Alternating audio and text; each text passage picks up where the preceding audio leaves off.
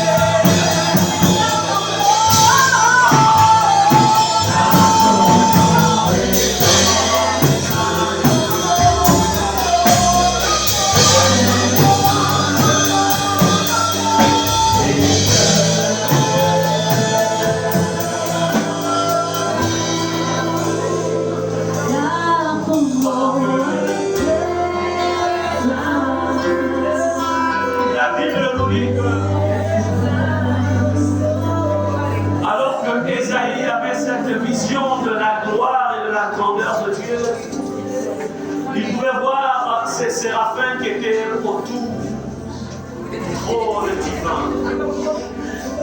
Et je voudrais ici demander à toute l'assemblée de se lever devant celui que tu es venu adorer ce matin.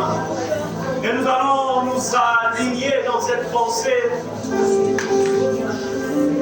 selon laquelle Ésaïe pouvait entendre les anges de Dieu dire « Saint, Saint, Saint, l'Éternel, la terre est remplie de ta gloire. » Mais nous allons l'exprimer par ce chant assemblé autour de son trône, assemblé devant le Dieu de l'univers.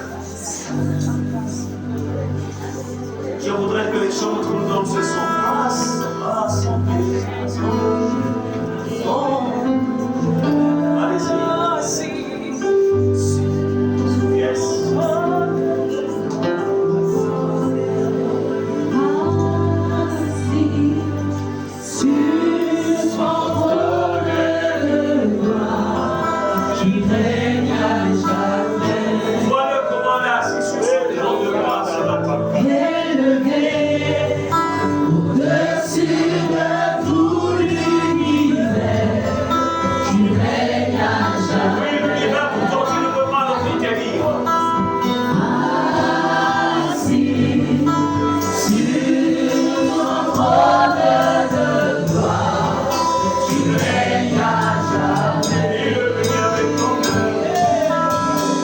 Yeah.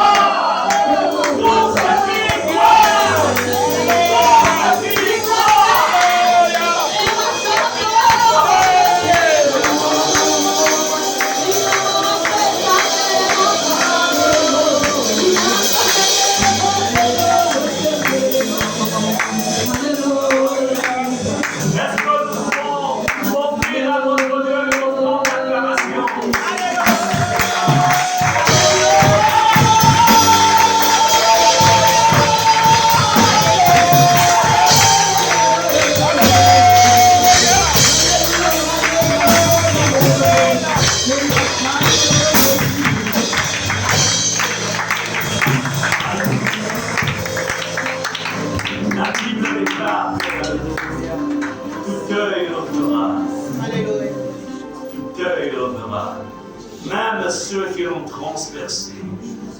Tout œil le verra. Et toi, tu le verras dans toute sa gloire, dans toute sa bonté, dans toute sa grandeur et dans sa divinité. Veuillez vous asseoir. Que Dieu vous bénisse abondamment. Alléluia. Merci.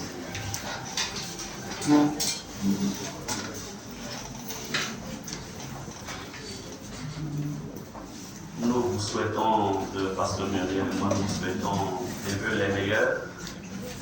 Alléluia. Puisse cette nouvelle année être pour chacun d'entre vous une année d'exception, une année où le Seigneur conduira vos pas, qui vous mènera de dimension en dimension. Et quand je parle de dimension en dimension, je vois la dimension de la sainteté, je vois la dimension de la consécration, je vois la dimension de la crainte de l'Éternel. Parce que lorsque ces valeurs sont en nous, en vérité, tout le reste est accessible. Alléluia.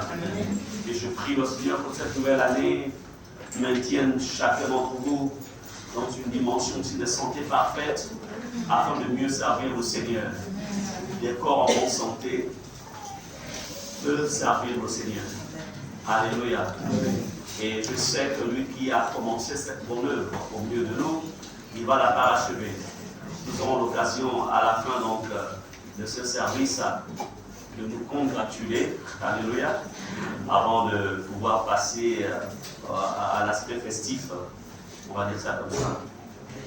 Alors, le but de ce matin va être en fait un culte spécial. En fait, c'est un culte d'action de grâce. Est-ce qu'on peut répéter action de grâce? Action de grâce. Oui, vraiment un culte de remerciement. Vous savez, nous demandons souvent beaucoup de choses au Seigneur, mais généralement, il arrive parfois qu'on oublie de dire merci à Jésus.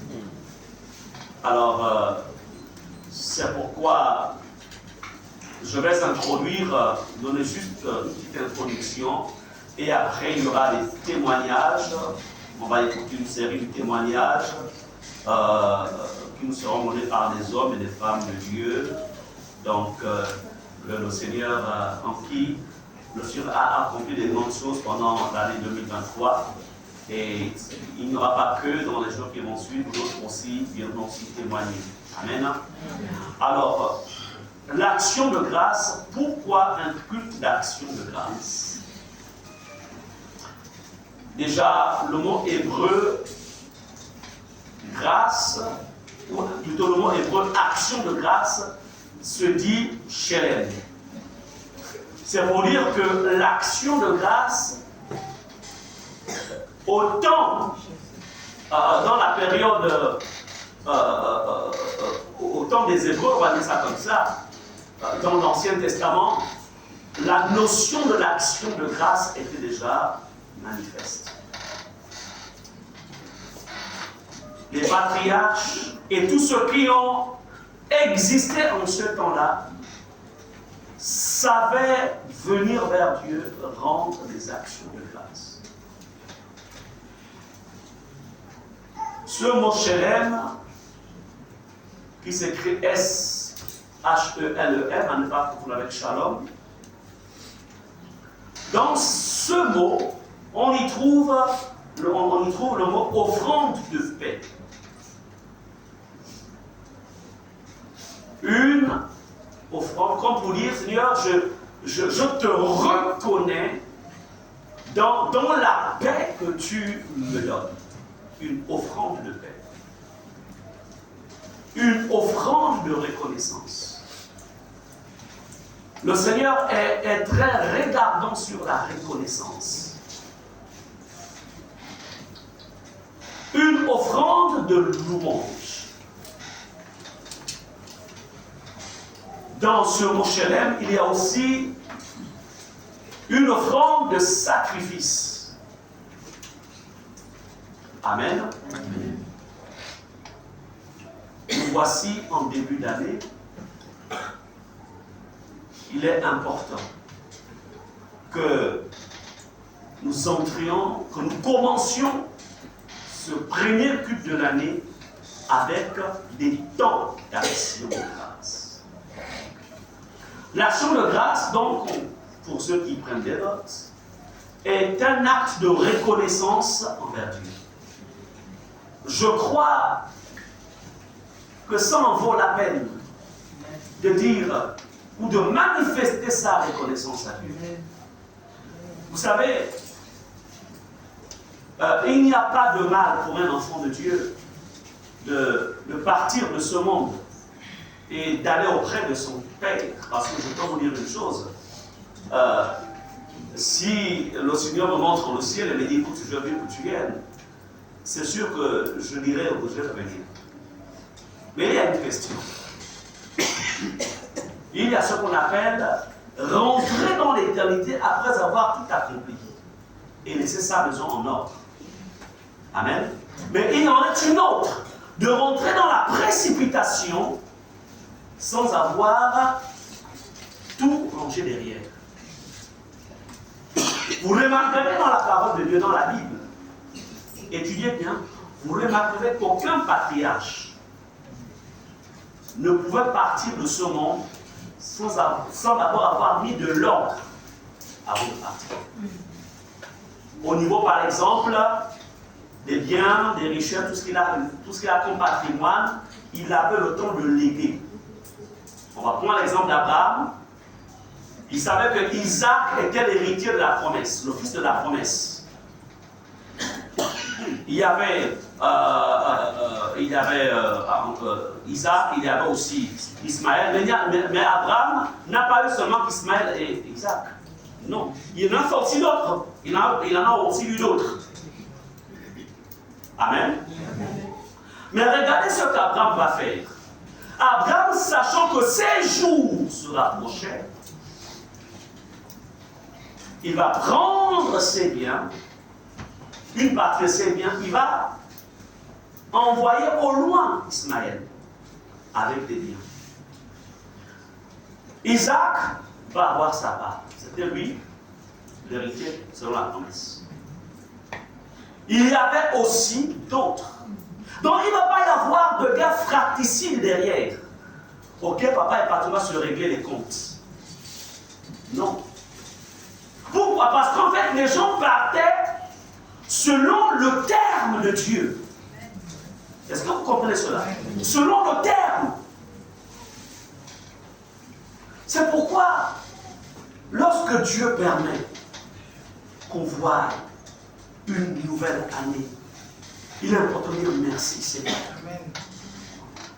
Mais ce merci-là, vous savez,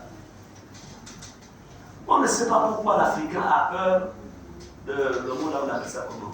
Testament. Du testament. On ne sait pas pourquoi. Si une femme commence à dire à son mari, est-ce que tu as déjà prêté le testament? Il dit, tu me tuer. Et pourtant, ce n'est pas un mal. Hein? Dans la Bible, c'était du vivant des patriarches, du vivant des chefs de famille, que le testament se...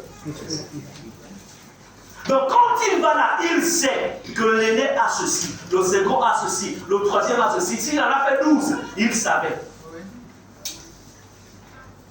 Donc chrétienne, le nombre d'années que Dieu nous permet aussi d'avoir, c'est afin de préparer aussi notre départ et de nous rassurer que derrière, il y aura paix.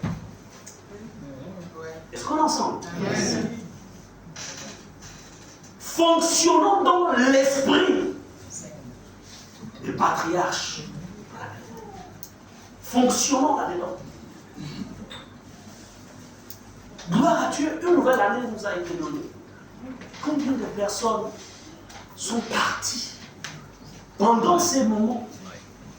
D'autres à la veille du 1er janvier, le 31. Combien? Mais toi, Dieu te fait la grâce. C'est pourquoi avant d'envisager quoi que ce soit, il est important d'abord de dire merci Seigneur. Donc l'action de grâce est un acte de reconnaissance envers Dieu. Un acte de reconnaissance qui vient du cœur.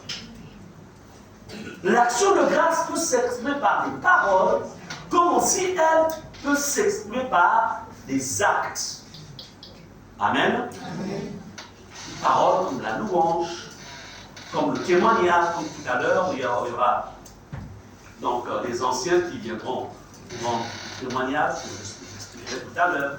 Ça va être une manière pour eux de manifester donc leur action de grâce à Dieu. L'action de grâce aussi, c'est aussi par une offrande. Seigneur, merci, tu m'as gardé moi, ma femme, mes enfants, ma famille, merci. Et même quand j'étais dans la détresse, tu m'as soutenu, alors je viens te remercier avec une offrande. Donc, parce que Dieu nous a fait des faveurs, de janvier 2023 à décembre 2023, tout n'a peut-être pas été rose. Mais dans la maladie, il a été avec toi. Dans l'épreuve, il a été avec toi. Mais aussi, dans le bonheur aussi, il a été avec toi. Alléluia. C'est pourquoi il attend en retour. Il attend de notre part, en fait, la manifestation de notre reconnaissance, de nos remerciements. Et il est important. Vous savez, Dieu, il a les sentiments que nous avons. C'est lui qui a placé ce pour nous. Quand tu fais du bien à quelqu'un, même s'il ne peut pas te rendre, en fait, le contenu de ce que tu as fait dans sa vie, mais si tu peux lui dire merci pour ce que tu as fait pour moi.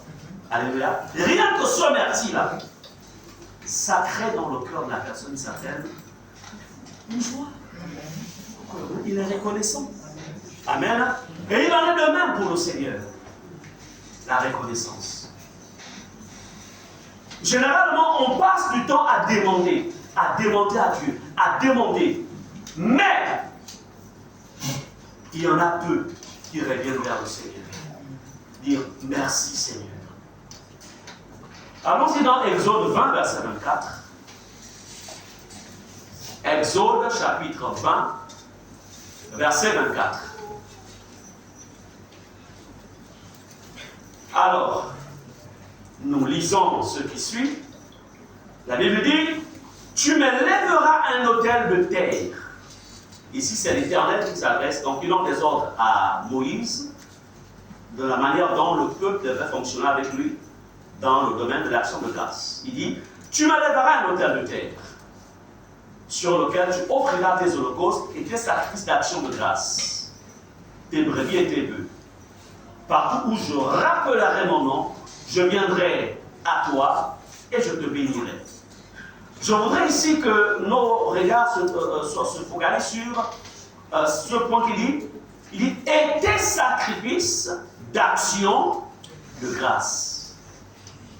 Donc nous voyons ici que depuis le temps des patriarches, comme je le disais dans mon introduction, le terme action de grâce avait déjà tout son sens. Amen. Je ne vais pas rentrer dans les détails de l'Ancien parce qu'en fait ce n'est pas l'objet du jour. Allons-y dans le psaume 145, verset 1 à 13. Psaume 145, verset 1, verset 13.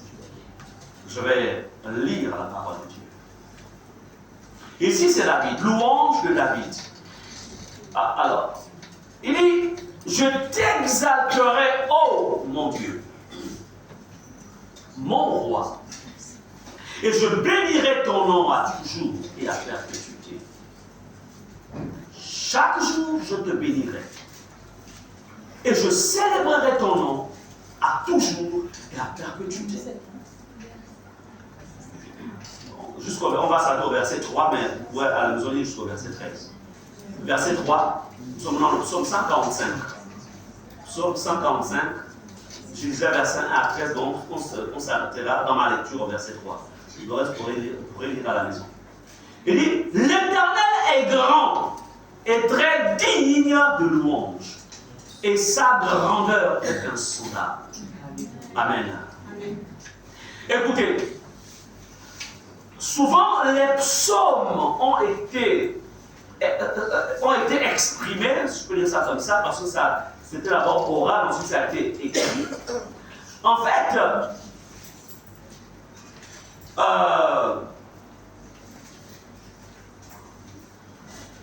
aujourd'hui, beaucoup lisent, beaucoup répètent en fait les psaumes.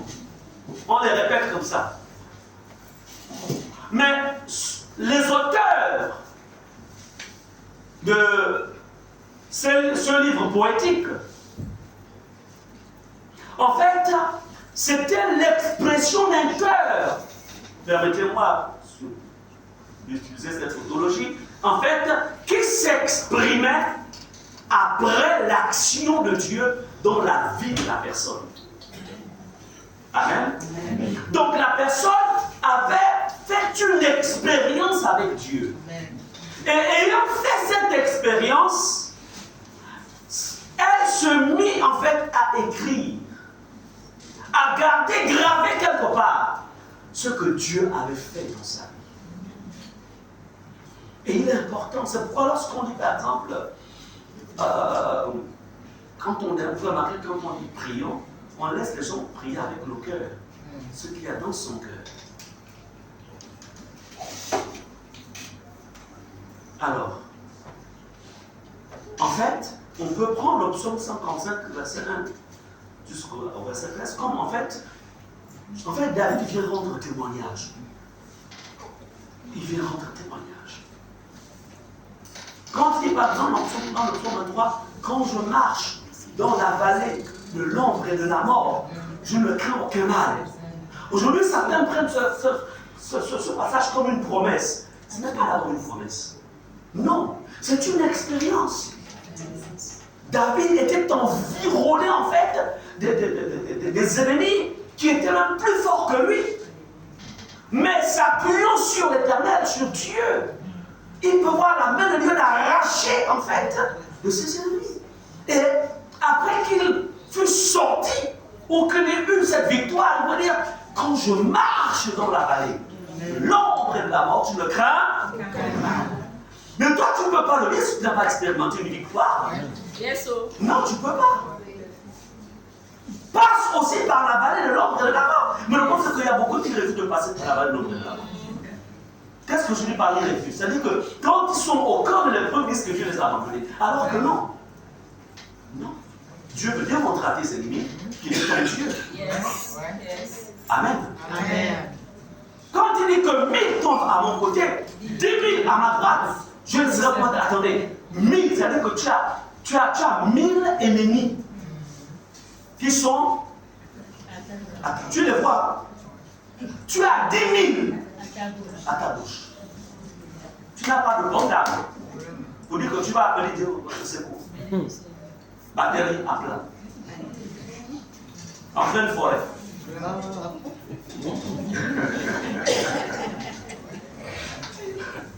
Est-ce qu'on peut imaginer la situation? Et lui dit, je ne serai point. Alléluia.